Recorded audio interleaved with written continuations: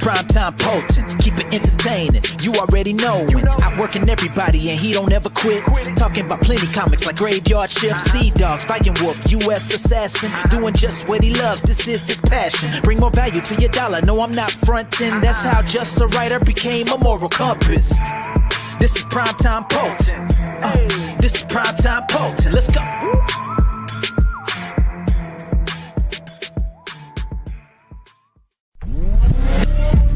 It's all about the boom.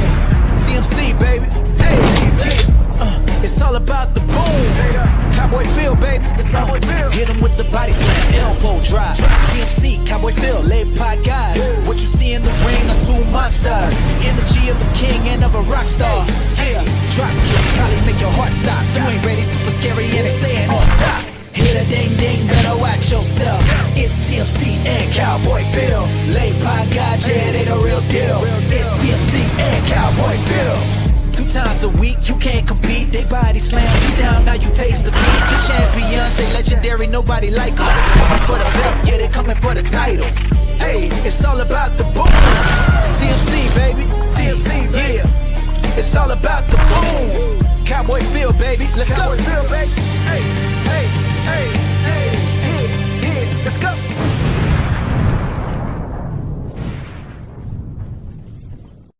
What's up, guys? Happy Sunday. Happy Super Bowl Sunday.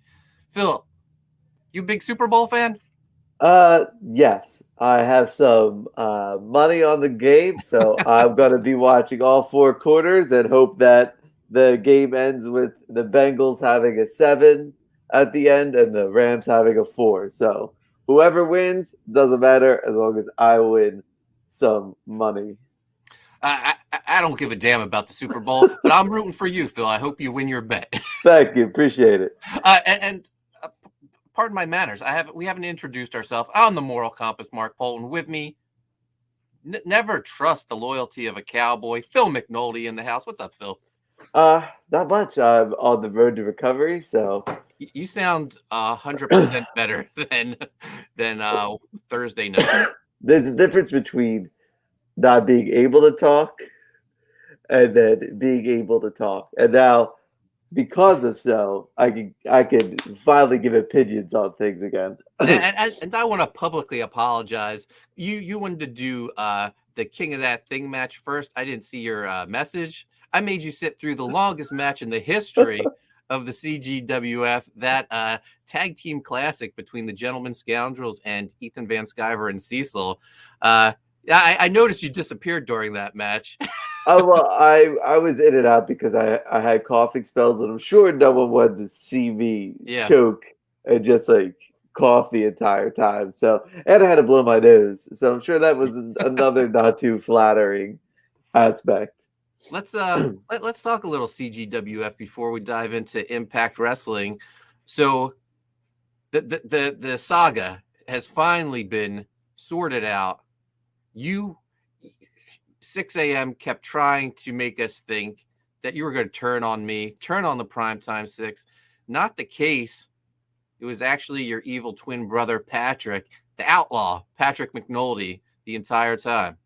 And if you check out the outlaw, Pat McNulty's Twitter, at CapAmerica87, you could see he tweeted a very special message to everyone. It is the Vince McMahon clip of "It's me all along, Austin." And so I'm in the talks of trying to get the outlaw on the show to ask why he would turn on his own blood. Man, that's the question everyone's asking themselves. But even bigger, I think, than Patrick turning. Well, I mean, he turned on you. That's big news for you. But best friend Sean Aaron has turned his back not only on the Primetime 6, but his best friend, the moral compass, Mark Poulton. Here's the thing. I'm going to just say it. He's not really from Jersey. He's a Delaware boy now. They have no principles. They have no morals. We're better off without him, Phil. You know, some may say there's power in numbers, but sometimes you just need to keep your circle smaller than others. So now, what are we at the prime time for now? You know what? I'm ready to blow up the primetime 6, and we'll regroup, come back stronger than ever. You know what? We gotta strategize. We gotta talk to Leandro. We gotta talk to the assassin Mike McMahon. Don Chin still in the King of That Thing tournament, but here's a big surprise. John Malin in the chat, causing the chat to turn on the moral compass. John Malin cheering for my defeat. He rather side with his brother in diabetes, Sean Arendt, than his golden goose, who came up with the $1 million idea. In this case, blood is thicker than gold, and diabetes blood is even thicker. That sugar. I hope they both, eat a bunch of candy celebrating their victory, and have some sugar lows or whatever diabetics have. Anyway, 6 a.m. exposed for the fraud he is. No more tricks and shenanigans from him. He's just a sad man. We will keep up the good fight. As we can see, I laid out a challenge. He has not come. He has not answered that challenge. So I think he's just too scared of the Cowboy. Agreed. He had to go get his own Cowboy to take care of you. Right. He had to go outside the Federation to come after the Cowboy. Yep. Amanda B in the chat. What's up, Amanda? She agrees. Malin shady. Nicholas Gear in the chat. What's up, Nicholas? Splat Guts is here. What's up, Splat Guts? So yeah, I've seen some locker room CGWF. There's some low morale. We got OC Steve complaining about a spot on the card. We got people complaining that they're not even wrestlers and they're more deserving than other people. People, this is just fun. Plus, our roster has 86 people on it. Everyone's not going to get to wrestle every week. Listen, some people grasp the brass ring and some don't. You got to put yourself in a storyline, my friends. If you're not in a storyline, you're just generic wrestler number 88 at this point in the CGWF. I'm gonna inspire OC Steve. Steve, do something that impresses me. Make a name for yourself. Grab that brass ring. And maybe the LePag gods and OC Steve will have a conversation. Nicholas Gear says, careful, Malin may be looking to recruit Sean alongside Joe. Sean's already said the new best friend show is him, John Malin, and Patrick McNulty. Yeah. Taking our evil doppelgangers. Well, Sean just better hope Malin or Patrick knows how to work the StreamYard board, because if it's up to Sean, the show will never happen. So what happened to JMS? Was that just a one and done deal? He didn't impress Malin? Look, Malin has a short fuse. You don't impress him, he expects results. I don't even know if Malin may have washed his hands of JMS. The former rock star, you know what? A moral compass, a cowboy, and a rock star. Not the bad start of a faction. How many times are we going to be burnt by Joe Sontag? You know what? Maybe we just gotta ride this one together like always, my friend. Agreed. Amanda B says, Malin recruiting his pack from the Primetime 6. Not what I would call a partner, TMC. Yeah. Malin's got some explaining to do. But enough of him. Let's talk some Impact Wrestling, Phil. First off, congratulations to Matt Cardona, new NWA World Champion. Is there anyone having a better, 2 years than Matt Cardona? I don't think anyone's having a post WWE career better than Matt Cardona. The man has found himself into the mainstream once again by betting on himself. Yeah, no, he's living his best life, doing everything, not tying himself down to one company, going everywhere, and everywhere he goes, he seems to leave them off in a better spot. And I think we're going to even see more of this. Matt Cardona, especially in Impact now, because now the storylines are finally getting to the point where, okay, this is it. We kind of saw that. We questioned what would happen after that Morrissey, after the Morrissey Cardona matches. Where's going to happen? Who knew the best thing that would happen would be a double turn for both those gentlemen. Yeah. All right. So Impact Wrestling, it kicks off. We got Tom Hannafan and Matthew Raywald doing commentary. Match number 1, Josh Alexander comes out. He's complaining. He wants Moose. He wants his world title that he feels he was robbed of. And who comes out but Connor from the Ascension? And he challenges Josh Alexander, and Josh Alexander makes him tap instantly. I'm loving this development of Alexander. This is what we've been asking for. Remember, we kind of thought he was the Jannetty of the North. And I love when wrestlers up their game. And his promo work is getting up there. His in-ring's never been in question. But I like this development of his character. Speaking of the North, Phil, look what I just got in earlier this week. Ethan Page Hasbro-esque action figure. Heck yeah. You know how long I've been waiting for this? When I pre-ordered this, he was still part of Impact. It looks great, though. I love it. It looks fantastic. Yeah. But yeah, what were you surprised by Victor from the Ascension coming out? I was. I think, you know, seems to be the thing. What was it? Big Cass was Cass XL. Connor's coming out as Big Con. Like, I think it's more of a let's see what you got kind of deal. I don't think any of the Ascension past after what was done to them on the main roster, they have a whole rehabbing thing to go through. So it'll be interesting to see if maybe Victor will end up joining them. Who knows? Big Vic. Big Vic. Little Vic. Who knows? I don't give him some paint like they were trying to do in WWE, and I don't know, make Crazy Steve their manager. It would be, hey, why not? Yeah. So Josh Alexander's your winner. Scott D'Amore comes out to settle down Josh afterwards, and Alexander just shoves him down. They're kind of teasing that he's going to become a free agent soon. He was even mentioned on AEW a couple weeks ago. Yeah, I think it's all part of.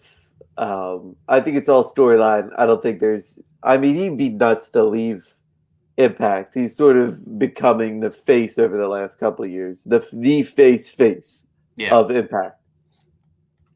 Match number 2, open challenge for the Ring of Honor Championship, or the AAA Reina de Reinas Championship. Deonna Purrazzo defends against mystery opponent, and it turns out to be Santana Garrett. Santana Garrett, that's someone who just doesn't seem to stick with a company. So much buzz about her years ago. We're now seeing the 90-day releases. Everyone who was released from that last crop, headlined by Karrion Kross, they're all available to show up now. We saw Keith Lee pop up on Dynamite. We'll get to that in a bit, but then, you know, who knows? So I'm just thinking that, you know, these NXT stars are going to appear, and what happens after that, maybe they just are one-offs. I don't see anyone really taking that next step besides a Keith Lee or a Karrion Kross. Yeah. Deonna Purrazzo gets the easy victory over Santana Garrett. Speaking of Ring of Honor champions, former women's champion Roxy, apparently she's going to sign with WWE. So best of luck for her. I'm sure she would be over in the NXT brand if she does sign. Next up, Team Impact. They confront Scott D'Amore. Now that Josh Alexander's been suspended for pushing him, they need a member for their team to face off against Honor No More. They want Jonathan Gresham as their partner. Scott D'Amore says it's fine with him, but you got to ask Jonathan Gresham. He can't make decisions for Gresham. So they leave to try to find him. They say they'll talk to him after their match with Taven and Bennett. This is what's so great about Impact is that they know, and I think deep down they have to know that Impact has the bigger audience. They have the means to put themselves out there that ROH didn't. But I don't necessarily think outside of a handful that the Impact roster was not nearly as talented as the ROH roster. And I think we're seeing this sort of mini invasion. You're seeing the talent that Impact is going to get for their main roster and playing it off as ROH. This is actually probably the best storyline going in wrestling today. Oh yeah, absolutely. I'm loving it. And Impact, maybe the last three, maybe last month, I think has been the best show in wrestling. Agreed. Match number 3, Impact's Knockout Championship.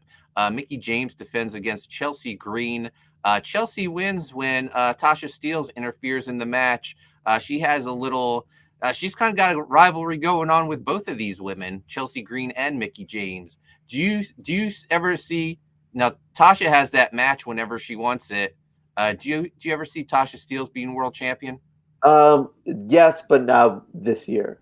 Yeah, I think this is more of a. I think this is just a shot to see if she could hang with the top 2 females that they have in here, and I think this is all just a way to kind of keep the Mickie James. This is more like an appetizer for the Mickie James Chelsea Green championship match. I think this is just a taste, kind of see where we're at. Tasha Steelz come in and make sure that both these ladies look strong, and it will just elevate both competitors. And then I think maybe she gets a shot at Chelsea Green, who I believe will end up walking away with the title eventually. I kind of feel like this could also lead to Chelsea turning heel. Look, she has a victory over Mickie James now. And even though it's by disqualification, she's going to say, why don't I get a rematch? Why is Tasha Steelz getting a match? I actually beat the champion. Right. I think Cardona and Green are going to be monster heels. They're going to be, Cardona and Green, I think, are going to be the better version of Cole and Baker. And not to say that both of those are better than Cole and Baker. I just think that the storyline has a better chance to thrive on Impact than it does Dynamite, because Britt Baker's star is up here, probably the most popular female wrestler in the world right now. Yep. I just want to highlight Amanda B. sharing all the links. Get Graveyard Shift 4 while you can. The partnership may be in trouble. Black Al, sign up for the mailing list. We're launching February 25th. And go check out Phil's Etsy store while you're at it. Phil and I, we may be announcing a project soon. I'm looking forward to that announcement soon. Next up, match number 4. Well, first we get an interview with Speak of the Devil, Matt Cardona. He says he finally answers why he screwed over Jordan Grace. It's because he had to. He had to have that digital media title. There's no more deserving for that title than Matt Cardona. And, we were just talking about Chelsea turning heel. He threw out Jordan's husband in his interview. He wants to know, what does Jonathan Gresham think about his wife being a loser? When he threw out that line, is this the start of Matt Cardona? We always say, the title collector. We thought Deonna Purrazzo could be that, but she lost to Mickie James. We thought Kenny Omega could be that, but he lost to Christian. I honestly think, and you threw this out there first before anybody, so kudos to the Moral Compass. We said it here on the podcast first. Matt Cardona is the true wild card that can collect his belts. I think this ultimately ends with him taking the title off of Gresham. That would be amazing. I mean, the guy's real life hobby is collecting. It's no one's more deserving of being the belt collector than Matt Cardona. Afterwards, we go to ringside. Honor No More, Matt Taven and Mike Bennett, OGK, the original Kingdom, takes on Rich Swann and Rhino. Phil, what happened to Heath? Heath worked his way back from injury to get that contract, and now he's I don't think he's even part of this taping. I just looking at this, and seeing, the faux Bullet Club beforehand, right? This match really didn't excite me as much as it should have, I guess. Even though I think, Matt, Honor No More, Taven and Bennett was the clear choice to win this match. Mhm. I don't think it means anything. Because I think the faux Bullet Club speaking beforehand killed the mood. Right. I think because especially Jay White, appearing on Dynamite just kind of really is just like, well, what is this crew? And secondly, we don't care about Rich Swann. We would have cared if it was Heath. I agree. LaPod Gods have never been Rich Swann fans, starting from the beginning of LaPod Gods. We were so glad when his ankle was smashed to smithereens and we thought he was going to have to retire because Eric Young went crazy. Eric Young dressed up as a nurse and beat him up? What happened to Eric Young? Where is Eric Young right now? Is he just taking? Is he skipping these tapings or is he hurt? He's they're still doing Violent by Design and the Good Brothers teaming up to take on Bullet Club. He's taking on Jay White at the pay-per-view. Okay. Which is a great matchup. I mean, yeah. He's not going to beat Jay White, though. No, not at all. Jay White may be the most untouchable, commodity in wrestling right now. Yeah. And then main event time, no DQ match. This match was awesome. Brian Myers with the Learning Tree versus Morrissey. Brian Myers, did you see the photos he shared of his back? I had to tell you, this match made me happy and mad at the same time. The fact that the WWE have both these guys on their roster, treated both of these guys like they were nothing. The whole not understanding who you got on your roster and just cutting them. This was gold. I am so glad. This is probably my favorite Morrissey match. I think him and Myers have something really special in the ring together. I think Myers really just carries this promo with how good he is on the mic, and you forget how good Morrissey is in the ring. When he hits that big boot, I swear he's got the best big boot in the business right now. Yeah, and Myers having a heck of a run at Impact. He debuted in the main event, challenging Eddie Edwards for the world title. He just main evented this past episode. He main evented a pay-per-view against Christian for the world title. Guy's doing great. I love the Learning Tree. I would love, though, for them to drop Zicky Dice and him and VSK go join Matt Cardona. You know who was by Matt Cardona's side when he won the NWA title? Not just Chelsea Green. VSK was there. Your microballer may have been a good purchase. Yeah. And Myers is helping Cardona across all the other indies that Cardona's appearing at. So I don't know. Impact should. It usually takes them a couple months to catch up to what's going on. This is what we talked about with the tapings. When you do a month's worth of tapings in one shot, you don't get to feed off of what's going on around you. Yeah. And that's good and bad at the same time. Good when you've got Wrestle House where it's so secluded where you can just take those risks. But bad in the fact that when you see Matt Cardona win the NWA championship, don't you want that on your show the very next week? Yeah, absolutely. So that does it for Impact. Morrissey with the victory over Brian Myers in a hell of a match. Another fantastic episode of Impact Wrestling. Man, it's gonna be some. We thought the Lapatis were hard last year between Impact and 2.0, and it seems like Dynamite is finally getting their act together. We're gonna have a nice three-way race for the best show of the year. Yeah, and now it's time to talk about AEW, which I was there in Atlantic City. I was there for Dark Elevation, Dynamite, and Rampage, Phil. They taped 3 shows in one sitting. How were you by the time Rampage started? Oh, I was fantastic. I was having a great time.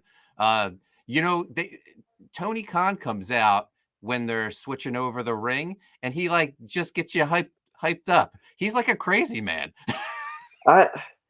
I'm excited because I think I wrote my critique of AEW last week, and I said that until they start leaving, because people are trying to compare Dynamite to the Attitude Era, and I said, until they finally start realizing and fully developing their storylines, and maybe leaving the arena every now and then, they could get to that. They probably will never. I don't think wrestling will ever reach those heights again. But Dynamite has the best shot of doing it because they are experimenting and they do want their fans to get hyped. So maybe if they add some elements where we think about maybe it's a parking lot like they used to do, maybe the Hagman is at a bar somewhere, just as we lift some of these restrictions, I think Dynamite can really take advantage of actually leaving the building so that their characters get even more fully developed. Yeah, so I was there. I had for Elevation and Dynamite, I had 5th row seats. But after Dynamite, Isaiah Cassidy's family left, and they took up the entire aisle too. My friends and I quickly went and took their seats. So I don't know if you watched Rampage yet, but a certain sign made it up onto TV. Let's show the people, Phil. Look at that. Breaking Rad fears Lapod gods. Britt Baker knows what's up. Look at her. That is a laugh at AM Comics himself. Absolutely. She knows that guy's a fraud, a liar, a cheat. AEW even knows it, promoting it on their page. All over Facebook. If you want to see Breaking Rad Fears the Pod Gods, just go to the AEW Facebook page and you can see it. Yeah. So I just wanted to point that out. But I had a fantastic time at AEW. It's the second time I've been to a AEW show, and they have a pay-per-view coming up in March. Phil, are we going to go to the movie theaters again and watch it? Heck yeah! I'll get another Stay Puft Marshmallow Man tub of popcorn. All right, let's talk some Dynamite. All right, so the show opens up with MJF coming out, celebrating his victory in which he cheated over CM Punk, giving CM Punk his first loss in AEW, first singles loss in AEW, to which CM Punk comes out, interrupts, setting up a tag team match that if Punk and a partner of his choosing can defeat FTR, then Punk will get his match against MJF once more. Yeah, so this is when everyone was thinking, oh, that's when the surprises, at least one of the surprises is going to come out. But before they made that match, he actually challenged the guy who he claims really beat him. He challenged Wardlow. Wardlow is so over. Mm-hmm. Everyone loves him. Everyone's just waiting for him to turn on MJF. They're going to play this out for a long time, though. Bold prediction. Wardlow is the competitor that takes the belt off of Hangman. I think this is the slow build to a Wardlow. I think it's going to be MJF versus Hangman. I think that will be the catalyst. I think MJF's loss will be the catalyst for them breaking up, and I think ultimately Wardlow wins and sets up a Wardlow MJF feud for the championship. This is going to be like when Randy Orton beat The Rock for the title while he was still part of Evolution, and Triple H gives him the thumbs up and then the thumbs down. It totally is. It's gonna be. I am looking so forward to face Wardlow is going to be awesome. He could be a modern day Kane in the fact that he doesn't need to speak, but when he does, it means something. And just a big, talented guy in the ring. We got Bob Newfart in the house. Bob's saying MJF is the best thing in any wrestling in the last 10 years. You can tell Tully has worked with him. Yeah, Tully Blanchard, huge influence on all these guys. It's one of the good things AEW does is have these legends around working with the younger talent. It feels like an old school promotion because it's constantly paying homage to those in the past, but moving forward as well. And just having Jake the Snake there and having Tully and having Arn and having Sting, it makes you realize that wrestling can be that again. Yeah, one thing I want to point out, Phil, because we probably won't mention him, my new favorite wrestler in AEW is Kip Sabian. He came out with his box on his head that says underrated and over it. And he sat like 3 rows ahead of me in the one section, and he was just chilling, talking to fans the entire time. In between matches, he would get up and thumb wrestle people.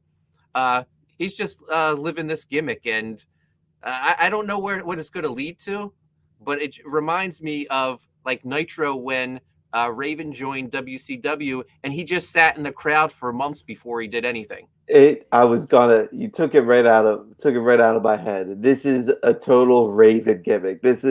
I can imagine this is going to when eventually Raven went to WWF, and it was what about me? What about Raven?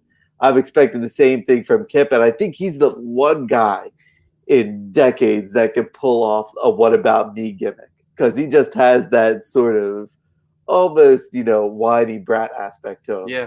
And also, I like him because I saw an episode of Major Wrestling Figure Podcast YouTube show. They did a fig hunt, and he was there, and he collects Spider-Man statues. So good on Kip.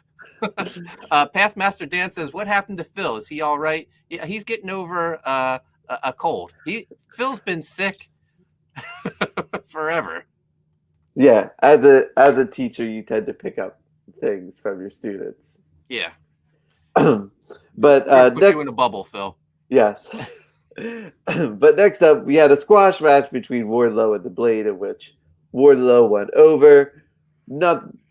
Thoughts? I don't know if this was real or planned, but after the second power bomb, Blade went no more. so I don't know if Wardlow is going to pick him up for another one. I think that could be probably a mix of both. He probably just like, I don't want to do this, and it still makes Wardlow come off as a strong competitor. But Wardlow's just a man. Past Bastard Dan says he has grandkids, so he can relate. So next up, we had the Inner Circle team meeting where it seemed like Sammy Guevara was the moderator between Jericho and his impending feud with Santana and Ortiz. Yeah, so Sammy quit Inner Circle again. This guy. Is it just time for the Inner Circle? I have a theory. This is just to set up another Jericho heel run, and I think that's what he needs. I think the Inner Circle has and we know this. I love the Inner Circle. They've been my faction since the very beginning of the inception of Dynamite. And I think this is the official swan song goodbye to them. And I think this is where we get Santana Ortiz finally in the championship matches for the tag titles. I think we get a heel Jericho so we can see all those matchups we haven't seen yet. I'm excited for what happens. I think Jake Hager is probably the lost man within this. I have a feeling Jake Hager sticks with Jericho, whatever happens. But you could tell the crowd was starting to turn on Jericho. He picked his words carefully because he wanted them to turn on him. When he said Santana and Ortiz would be nowhere without him. And to be honest, he has a point. Yeah. Even though they're complaining that they're not in the title hunt, they've been in the main event picture since AEW started because they're tied to the hip with Jericho. This was such a good segment. This is what I'm talking about. AEW fully developing storylines, slow turns. This Jericho thing has been building for a while now. I think Jericho is always ahead of the curve. We talked about a couple weeks ago. How many factions is AEW gonna have? Like it just seems like if remember we made fun of it for on Slammiversary in the women's sort of match where everyone was a friend of everybody else and everyone was a part of this group. I think Jericho understands that there's probably no more room for the inner circle in there, and for all of them to succeed, they all have to go their separate ways, except maybe Hager being the heater for Jericho. Yeah. You know which faction needs to go? The HFO, now the AHFO, with Andrade as the head of it. And was that not hilarious? Matt Hardy leaving the same way Jeff did over the barricade through it, and then Shivani calling it that erratic behavior. Yeah, fantastic. So next up, we had Isaiah Cassidy for a Face of the Revolution ladder match qualifier against the mystery opponent. I made a comment a while ago saying that the possibilities for who it was were limitless, and we were correct. It was limitless Keith Lee. What are your thoughts? You know, I actually didn't think it was going to be him because he was tweeting out photos of him and Mia Yim on their honeymoon. So I was like, oh, there's no way he's going to be here. And it was a great response from the crowd. And man, the hip toss heard around the world when he sent Isaiah Cassidy into orbit was incredible. It's now called the Uncle Phil Deal, based off of what Uncle Phil would threw out Jazzy Jeff. Yeah. Hicks Villain's here. What's up, Hicks Villain? Also, Don Chin in the chat. What's up, Don? So, where do you think Keith Lee ends up falling? Do you think he ends up being more like an Adam Cole or more like a Brian Cage? More like an Adam Cole, because Agreed. he has the personality Brian Cage does not.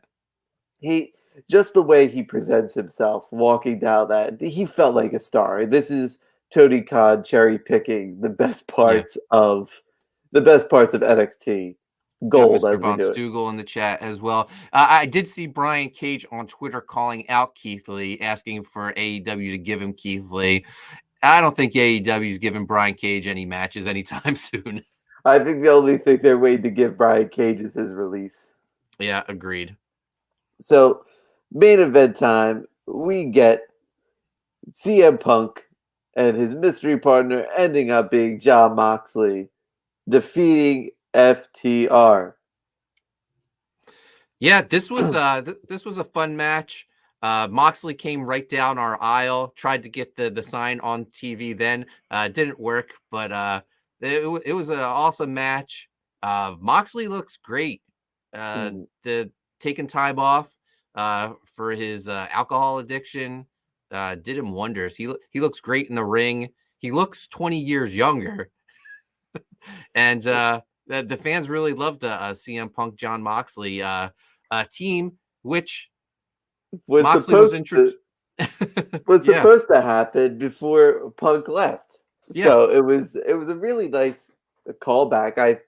It kind of made me enjoy. This was probably my favorite part of the show because it made me enjoy wrestling again. It gave me that, oh man, this is like, I'm not saying this, so calm down, Marks. Like, it was when Macho Man and Hogan teamed up. Like, you were waiting for it and you never got to see it before. This is something we probably were waiting for 7+ years, and we finally got to see it. It was a nice thing to see. Hicks Villain says he watched Private Party versus Rich Swann and Willie Mack last night at House of Glory. I wish we got that Private Party in AEW. We had it early on. Then they got part of that awful Hardy family offices. It was good when it was Hardy Party, and that Hardy was trying to fit in and take their money, and then it just turned into being everybody, Butcher, the Blade, the Buddy, now Andrade. It's just a giant mess. Bob Newfart wants to know, did Cage hurt someone? Is that why he's off TV? He was given so many opportunities and he just couldn't get over.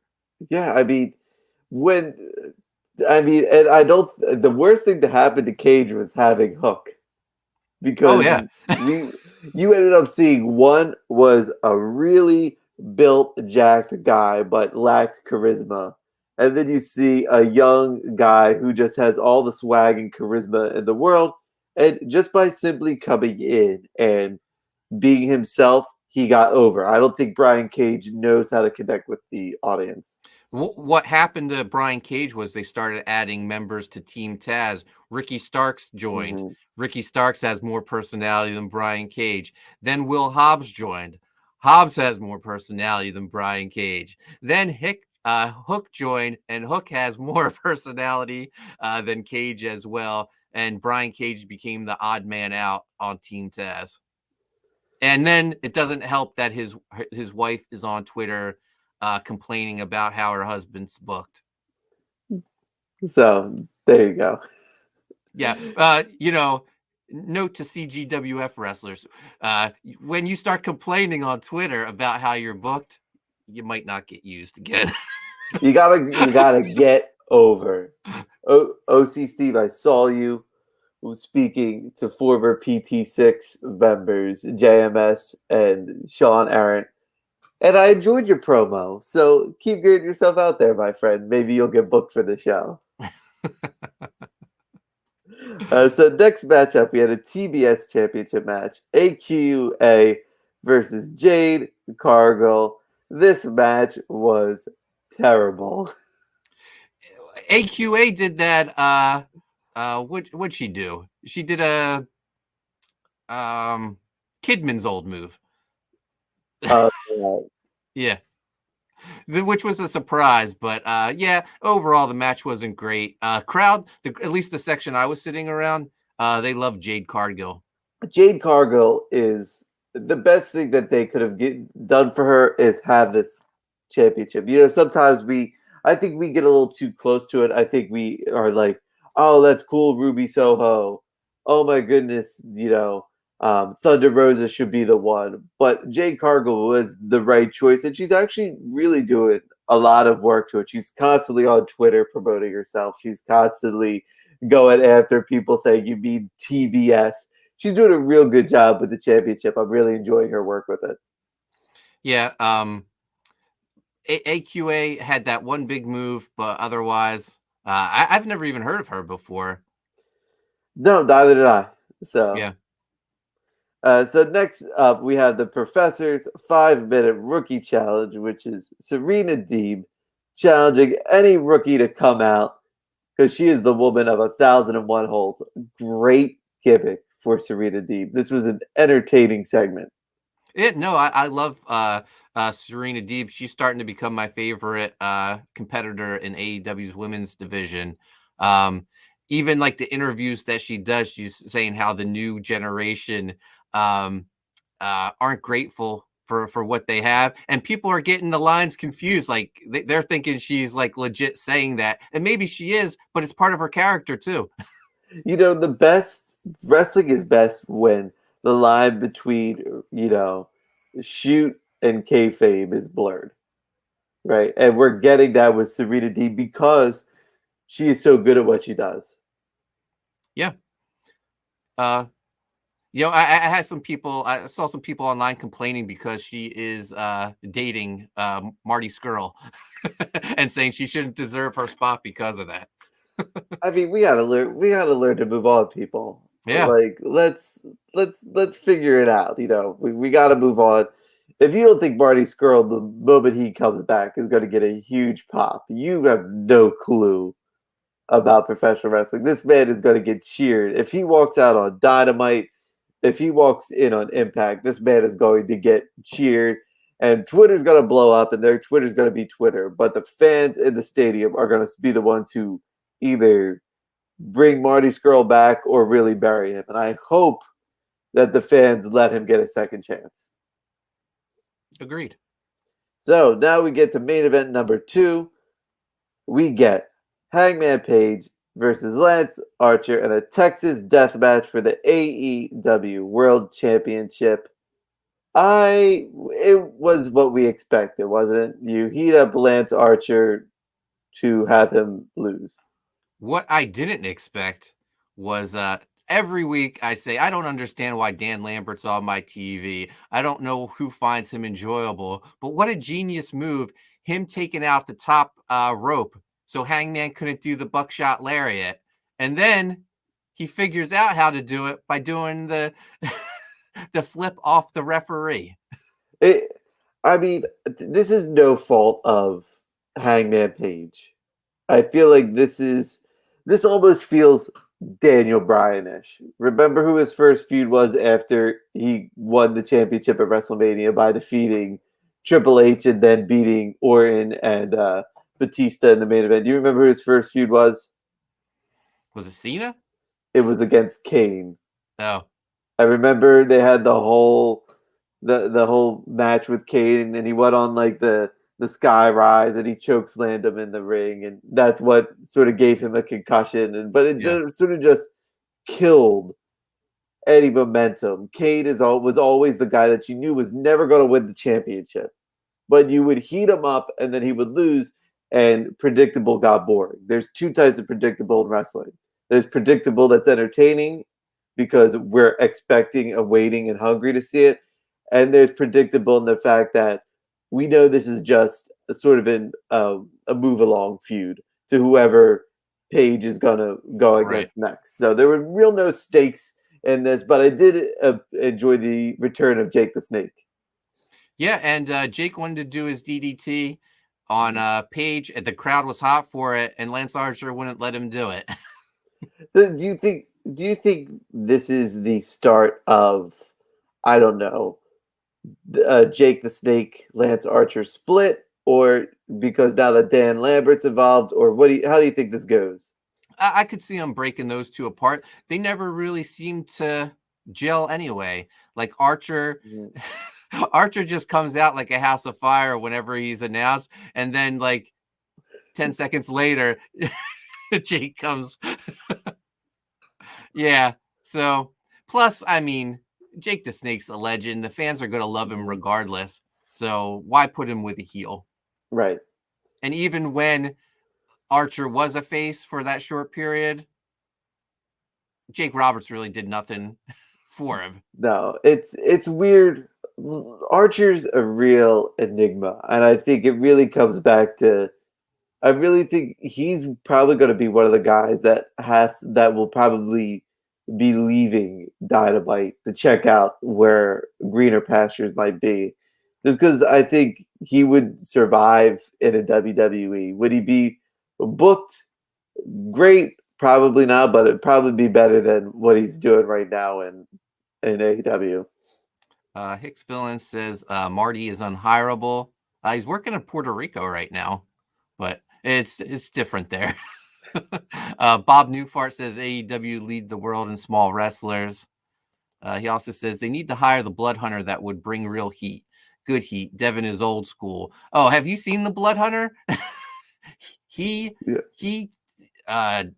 destroyed a referee. Yeah. Talk about a guy who's unhireable. I would think it's the Blood Hunter. And then Hicks Villain says Hangman has great matches, but is struggling with his being a champion promos. Hangman's never really been a good promo. We talked about it earlier. The anxious millennial gimmick. We don't want to see. We want to see beer drinking, kick ass Hangman, and he's relying on. This is the hard thing about being a face, is that if you win and you come out saying, "Thank you, all you give me the power to compete," that is when we start to turn. But it was more like Stone Cold, who was just like, "You, me, we're gonna get beers, but I don't care what y'all think because I need to go make my money and win a title."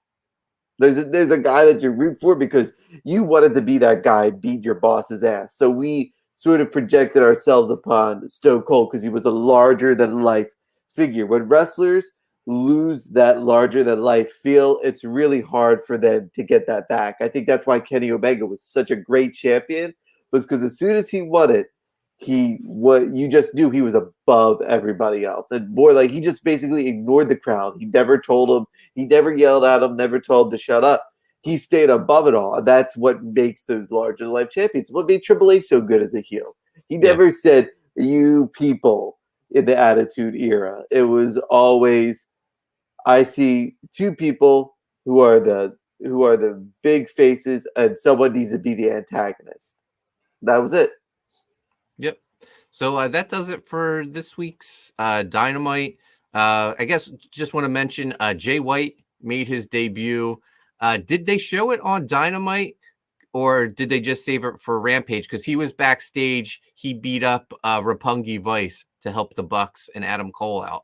No, they showed it on Dynamite because the whole Forbidden Door thing. He was in a backstage segment with the Bucks.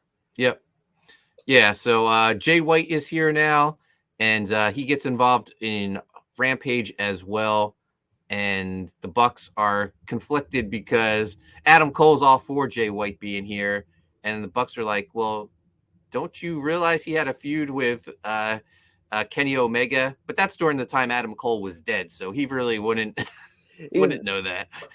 This is good because I think when we were thinking Adam Cole and Fish and O'Reilly, you're like, are those three enough to beat the Bucks and Omega? Because they're just so larger than life. But to have Jay White come in and be with Adam Cole, that starts to turn the tides a bit. That starts when you realize, okay, you have the greatest tag team and one of the top 3 wrestlers in the world. And now you get sort of wrestler number 5 and 6, like in the top 10 teamed up together. Now that's a pretty good storyline. So I'm wondering now who would be the third man if they enter that sort of feud. Yeah, I'm not sure. Now looking forward to it. And that's what we talk about with AEW. Yeah. You fully develop your storylines. You can get us back invested in it. Yeah. So Phil, anything else you want to touch on wrestling wise before we wrap this up? I'm excited just to see more about the invasion of ROH on Impact. I really think that's probably the best storyline out there. So if you're not watching Impact, like I said, go and watch Impact. Yeah, and we didn't do a show last week, so Kenny King is now part of the Ring of Honor No More faction as well. He's great on the mic. Fantastic in the ring too. Hicks Villain says Jay White was at House of Glory last night too, making some side comments on Omega, saying he's going to be a real belt collector. Get in line. Matt Cardona is the belt collector. So Phil, where can people find you at online? You can find me on Twitter and Instagram at AnimatedPhil. And you guys can find me on Twitter and Instagram at Coney Waves. Make sure you subscribe to Primetime Poulton. Hit the notifications. If you haven't backed Graveyard Shift, there's 26 days left in the campaign. Please do so. Also sign up for Blackout mailing list. We launch February 25th, I believe at 11 p.m. on Michael Bancroft's channel. And no La Pod Gods this Wednesday. I will be in Florida, Legoland for 4 days. I'm taking Mini Moral Compass with me too, Phil. He's going home. He's visiting his family. Who knows? Maybe I'll win the TMC fig photography contest. I never said I wasn't eligible.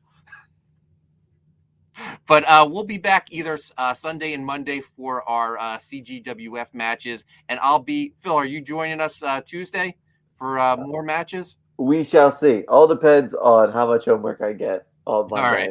Fingers crossed you don't get much work. But anyway, guys, everyone in the chat, thank you. Thank you, Amanda B, for sharing out the links. Hicksville saying rigged. I don't know. You got to enter the contest. You got to put up some great photos. We already got a few great ones. But look, I'm not going to really enter the contest.